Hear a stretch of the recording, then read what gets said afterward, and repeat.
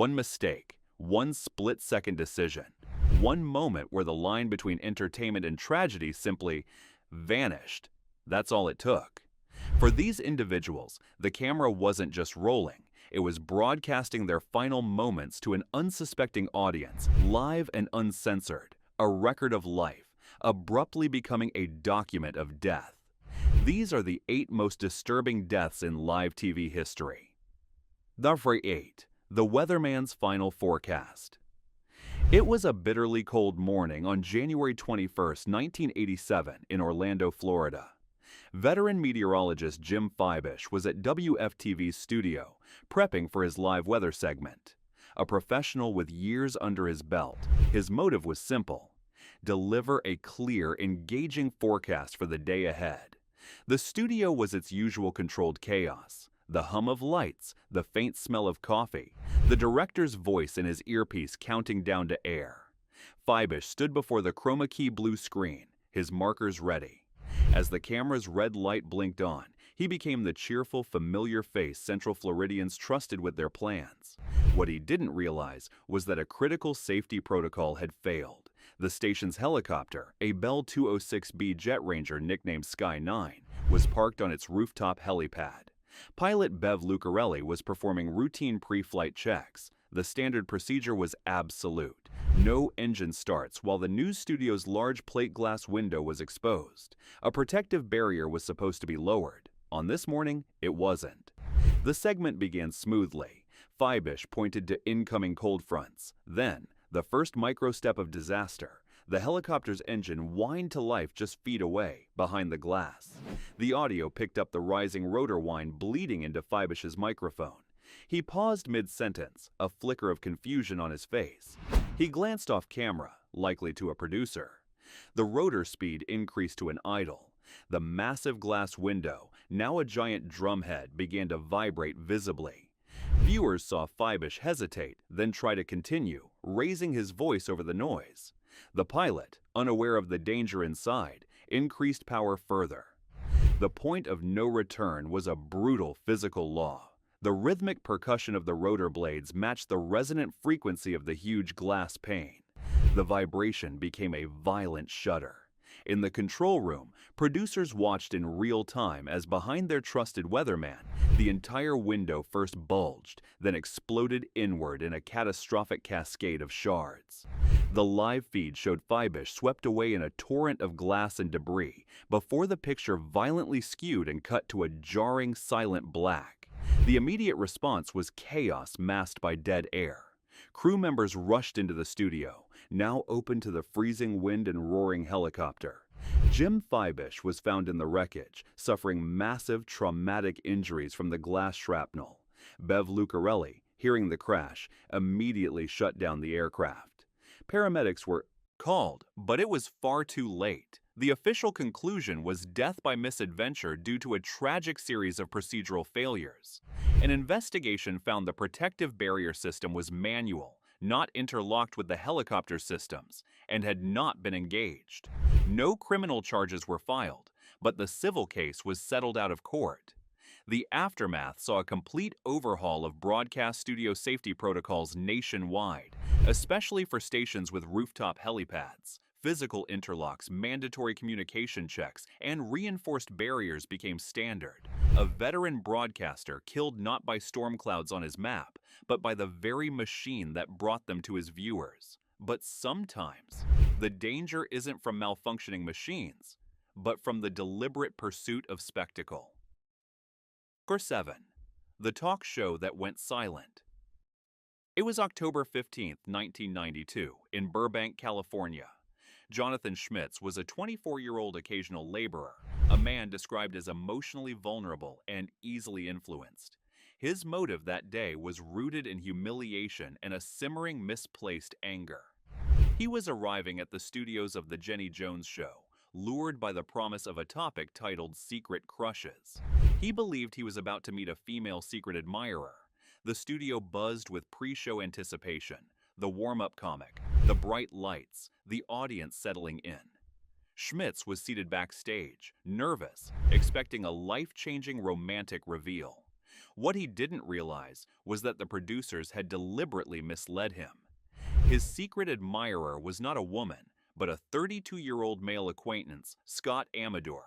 The show's formula relied on shock and confrontation for ratings. When Schmitz was brought on stage and the reveal was made, he smiled for the cameras, a mask of stunned embarrassment. The episode taped without overt incident, but the footage shows a man quietly crumbling inside. Amador, on air, described a fantasy involving Schmitz, further deepening the public humiliation. The show wrapped, both men were given show gifts, and they went home. The episode was set to air in a few weeks. The escalation happened off-camera in the days that followed. Schmitz stewed in the humiliation, compounded by personal issues. He obtained a shotgun. 3 days after the taping, he drove to Amador's home in Lake Orion, Michigan. He knocked on the door. When Amador answered, Schmitz shot him twice in the chest at point-blank range. He then called 911 and confessed, stating the talk show embarrassment had driven him to it. The official rap was murder. Jonathan Schmitz was convicted of second-degree murder and sentenced to 25-50 years in prison. He was paroled in 2017. The immediate horrific response was captured not by live video, but by the consequences. Scott Amador was dead, and a national conversation was ignited. The aftermath involved a landmark wrongful death lawsuit filed by Amador's family against The Jenny Jones Show and its production company. A jury found them liable and awarded the family $25 million, a verdict that sent seismic shocks through the television industry. While reduced on appeal, the case forced a permanent reckoning on the ethics of ambush and deception-based programming. The taped episode, of course, never aired. It exists in a vault, a cold record of a humiliation that turned fatal. The pursuit of ratings could be deadly, but the hunger for a dramatic live visual could be just as perilous. Number 6. The helicopter crash seen by millions. It was the morning of July 28, 2007, in Phoenix, Arizona. Pilot Craig Smith and photographer Rick Krolak were veterans for KNXV-TV, their motive purely professional: capture compelling live footage of a police pursuit for the ABC 15 Morning News. The chase was winding through city streets, and their Bell 206 Jet Ranger, Newscopter 15, was the eye in the sky. The atmosphere in the helicopter was focused, routine. Krolak's camera was trained on the streets below, feeding a crystal-clear, stabilizing shot to thousands of breakfast-time viewers. The weather was clear, the sky a pale desert blue. What they didn't realize was that a chain of critical misjudgments was already in motion. The police chase ended abruptly with a crash. The helicopter, now low on fuel due to the extended coverage, was instructed to return to its heliport at the Deer Valley Airport. As Smith piloted the copter back, another aircraft, a twin-engine plane, was on its final approach to the same runway. Audio from the cockpit, released later, revealed a tense but calm discussion about the other traffic. The escalation was a textbook example of see and avoid failure. The plane's pilot reportedly radioed, "We have the helicopter in sight," Smith acknowledged. Both believed they had visual separation, but in the bright glare-filled morning sky, against the backdrop of similarly colored buildings, perception failed. In less than 10 seconds, the situation deteriorated from normal approach to imminent collision. The point of no return was silent and horrifying for viewers. The live broadcast from the helicopter showed a perfectly stable shot of the ground. Then, without warning, the frame violently jerked upward, showing a blinding flash of silver, the wing of the plane, before the feed spiraled into a chaotic, tumbling sky-ground blur, and then cut to static. The immediate response was witnessed live by the audience. Anchors in the studio, seeing the feed die, initially assumed a technical fault. The silence stretched. Then, the awful truth emerged. The helicopter had collided mid-air with the plane. Both aircraft plummeted into a park below, killing all 4 people aboard them instantly. The wreckage burned on the grass, a stark contrast to the peaceful morning scene just moments before. The official conclusion by the NTSB cited the probable cause as both pilots' failure to see and avoid each other, despite visual conditions, with contributing factors being background visual clutter and the high workload of the helicopter pilot. No criminal charges were filed. The aftermath was visceral and immediate for the news industry. The crash was perhaps the most widely witnessed aviation accident in real time, prompting intense scrutiny of live chase coverage policies, fuel management, and communication protocols at busy airports. It was a grim reminder that the pressure to be live, to own the breaking story, carries tangible risks that extend far beyond the newsroom. From the skies to the streets, the quest for live engagement could turn anyone into an unwitting broadcaster of their own demise. 5. The on-air interview interrupted. It was August 26, 2015, in Moneta, Virginia. Vicki Gardner, the executive director of the local Chamber of Commerce, was giving a standard, soft-focus live interview to WDBJ-TV reporter Allison Parker. Their motive was community promotion, highlighting local tourism in the wake of a previous day's festival. The scene was serene, the edge of Smith Mountain Lake, early morning light dappling the water, the sounds of nature. Parker, cameraman Adam Ward, and Gardner stood casually discussing local economic recovery. It was the kind of harmless, feel-good segment that fills local morning newscasts across America. What they didn't realize was that a former disgruntled employee of the station, Vester Flanagan, was watching the broadcast from his car nearby. Harboring a deep well of resentment and rage, his motive was revenge, broadcast on the very platform he felt had wronged him. As Parker wrapped up her interview and turned to the camera for her live sign-off, Flanagan approached, a 9mm Glock handgun drawn. The escalation was rapid, brutal, and captured in its entirety by Ward's live camera. The footage shows Parker smiling, finishing her segment. Then, a loud pop. Parker's expression shifts to shock. The camera jolts. Ward, a professional to his core, likely tried to flee or protect his equipment. The view swings violently, capturing a brief, terrifying image of a man in dark clothing pointing a gun. More pops. The audio captures Parker's screams, visceral and raw. The camera falls to the ground, its lens pointing at the grass and sky, still transmitting. For agonizing seconds, viewers heard chaos, more gunshots, and then running footsteps. The live feed held on that static shot of greenery before the control room, seconds too late, finally cut the signal. The immediate response was a frantic 911 call from a witness, but the damage was done. Allison Parker and Adam Ward were killed at the scene. Vicki Gardner, shot in the back, survived by playing dead. Flanagan fled, uploading his own recorded version of the shooting to social media before killing himself as police closed in. The official rap was murder-suicide. The investigation detailed Flanagan's long history of grievances and planned violence. The aftermath reverberated through media globally. This wasn't an accident. It was a targeted, premeditated murder performed for a live audience. It forced conversations about the safety of field crews, the visibility of journalists, and the terrifying new reality of killers using live media as a weapon.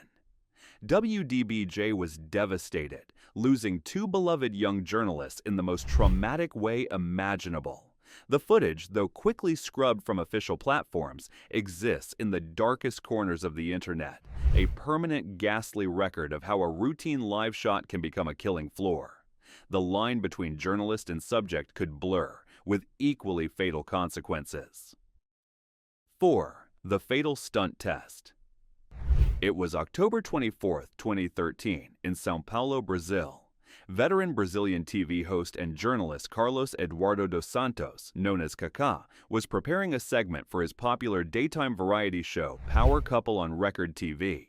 His motive was pure entertainment value, to test a supposedly riot-proof armored car used for transporting valuables. The studio was set up like a laboratory, with the imposing vehicle center stage. The atmosphere was light, the audience curious.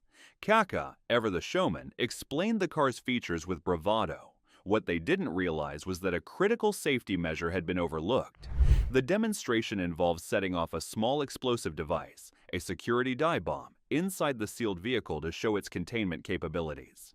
These bombs are designed to detonate and release non-lethal dye if the vehicle is breached. The bomb was placed inside. Kaká, demonstrating confidence, leaned his upper body into the vehicle's open door to point out where the bomb was located. The bomb squad technician overseeing the segment gave the all clear. The escalation was a countdown to catastrophe. Kaká closed the vehicle's door, sealing the bomb inside with him partially leaning in. The countdown began for the remote detonation. 5, 4, 3, 2, 1. The point of no return was silent for a split second, then a muffled thump from inside the car. The live broadcast showed the vehicle shudder. For a moment, it seemed like the stunt had worked. Then, Kaká staggered backward, clutching his chest. His face was a mask of confusion and pain. He collapsed onto the studio floor. The camera held on him, then panicked crew members rushing in before cutting to a confused studio audience and a frantic switch to commercial. The immediate response was chaos. Paramedics were called, but the damage was internal and catastrophic. The official cause of death was a heart attack induced by the explosive shockwave from the detonation. The small contained blast created a pressure wave inside the rigid cabin that instantly traumatized his heart. The investigation found the bomb was real and functional, and while it didn't cause shrapnel injuries, its concussive force in a confined space was lethal. No one had considered the physics of a pressure wave in a sealed metal box. The aftermath saw massive public outcry and scrutiny of safety protocols for live television stunts. Record TV faced severe sanctions from Brazilian broadcasting authorities. The show was temporarily suspended, and new draconian rules were implemented for any demonstration involving pyrotechnics, explosives, or hazardous materials on live TV. Kaká, a beloved figure, became a tragic cautionary tale about the lethal cocktail of entertainment pressure, scientific ignorance, and live television's unforgiving timeline. While stunts were planned, some live moments of horror were born from pure, spontaneous combustion. 3. The political debate that stopped a nation. It was October 8, 1969, in Lima, Peru. Fernando Belaúnde Terry, the former president of Peru, was engaged in a heated live television debate with his political rival. The motive was political dominance, a battle of ideas before a national audience. The studio was tense, charged with the energy of a country watching. The format was rigid, with timed responses and rebuttals. Belaúnde, a skilled orator, was in the middle of a passionate point about land reform. What he didn't realize was that his bodyguard, Juan Bautista de la Cruz, positioned just off camera, was carrying a live firearm in the high-stress environment.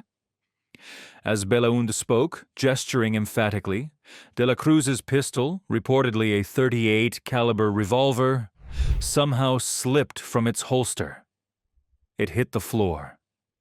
The sound was picked up by studio microphones, a heavy, metallic clunk. The escalation was a frantic 3-second chain of events. The security guard, reacting instinctively and catastrophically, grabbed for the falling weapon. The footage shows Belaúnde pausing, glancing off-screen at the commotion. As de la Cruz snatched up the gun, his finger found the trigger. A deafening bang echoed through the studio. Belaúnde clutched his stomach, a look of profound shock on his face. He stumbled backward, collapsing against his podium before sliding to the floor. The live broadcast captured every second. The shocked silence of the opponent, the screams from crew members, the camera operators' stunned, unwavering focus on the fallen leader. The immediate response was medical, but in 1969, trauma care was rudimentary. Fernando Belaúnde Terry was rushed to the hospital but died from internal bleeding hours later. The official cause was a single gunshot wound to the abdomen. Juan Bautista de la Cruz was arrested and charged with negligent homicide. He claimed the gun discharged accidentally as he tried to secure it. The aftermath was a national trauma. A former head of state killed live on air during a Democratic debate. The event led to immediate and strict reforms regarding firearms in television studios across Latin America and the world. Security details were restructured. Weapons protocols were overhauled to emphasize retention and safety over quick-draw accessibility. The video, a stark, black-and-white record, is a chilling political artifact, showing how a moment of mundane accident could alter history and end a life in the most public forum imaginable. From politics to performance, the stage itself could hide a lurking, mechanical killer. Thumper 2. The Dancer in the Vortex. It was March 21, 2009 in Moscow, Russia.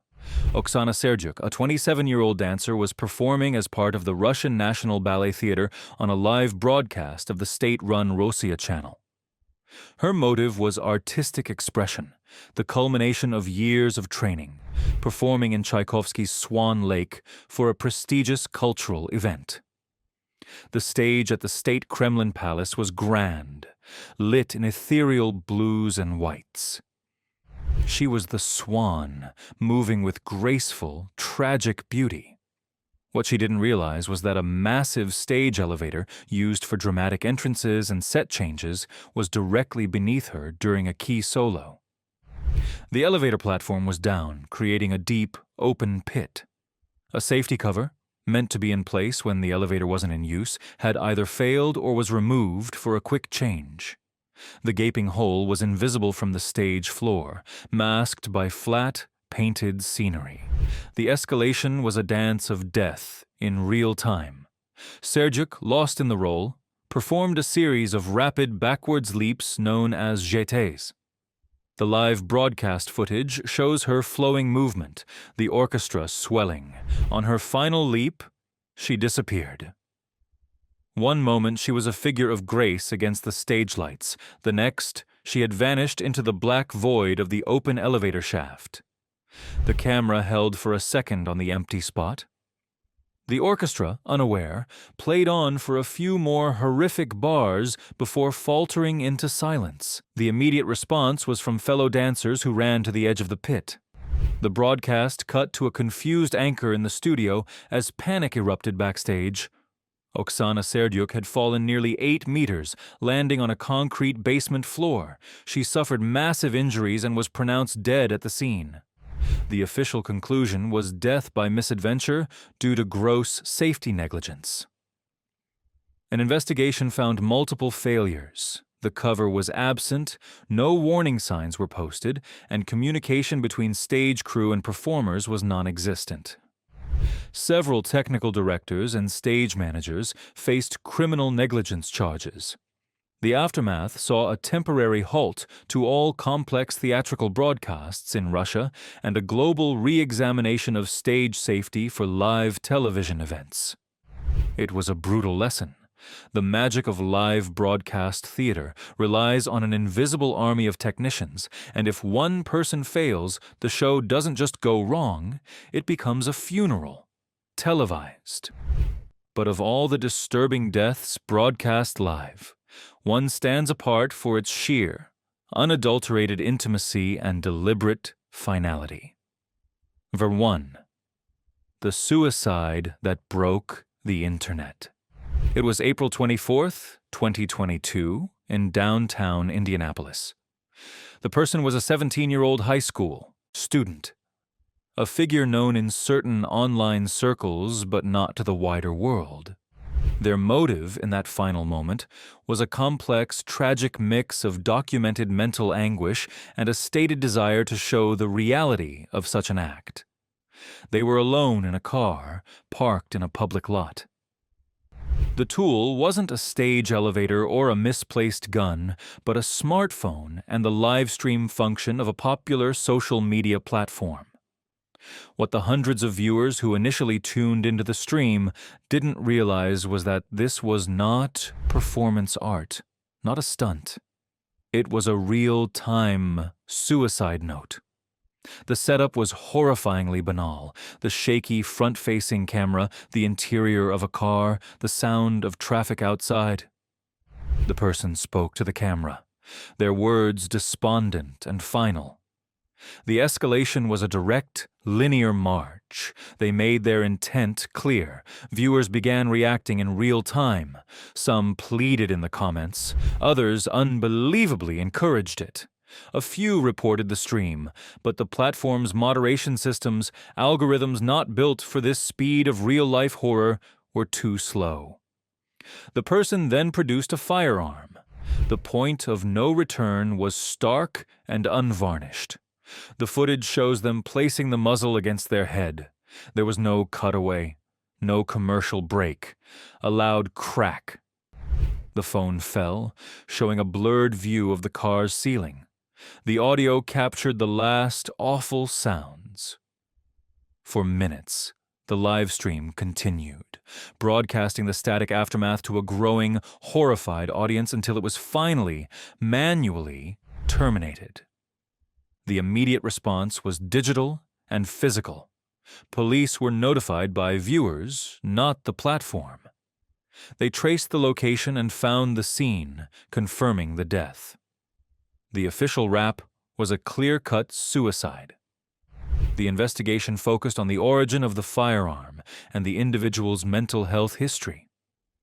The aftermath was a firestorm centered on the failings of social media platforms.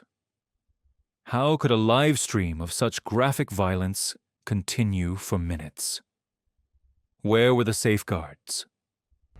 The platform faced immense public and legislative pressure. It highlighted the terrifying gap between community guidelines and the lightning-fast reality of live-streamed tragedy. This incident wasn't a technical failure or a misguided stunt. It was a person using the ultimate connective tool to broadcast their ultimate disconnection. It forced a chilling recognition. In the age of live streaming, the camera isn't just a witness to tragedy anymore. It can be an active participant, a final audience, and for the disturbed mind, a perverse motivator to make a private act devastatingly public. The footage, copied and re-uploaded relentlessly despite takedowns, created secondary trauma on a massive scale. No policy change, no lawsuit, could ever outweigh the profound disturbance of that day. The realization that our screens had become a window to a depth of despair that, once seen, could not be unseen.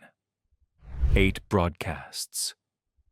8 moments where the unthinkable entered living rooms, phones, and national consciousness live and uncensored. From procedural failures to targeted violence, from staged stunts to personal despair, each shares a common thread: the irreversible collision of human fallibility with the relentless, unforgiving eye of a live lens. These are not just tragedies. They are cautions etched in signal and pixels. They remind us that the hunger for reality, for spectacle, for the now, carries a profound risk. The next time you click live, remember, there is no delay for fate, no edit button for mortality. Some moments are broadcast only once. If you found this exploration of the fragile line between broadcast and oblivion compelling, make sure to subscribe. Our next documentary delves into the catastrophes that were seconds from being disasters, where a single, different choice changed everything. Until then, remember, no clip, no rating, no moment of spectacle is ever worth a life.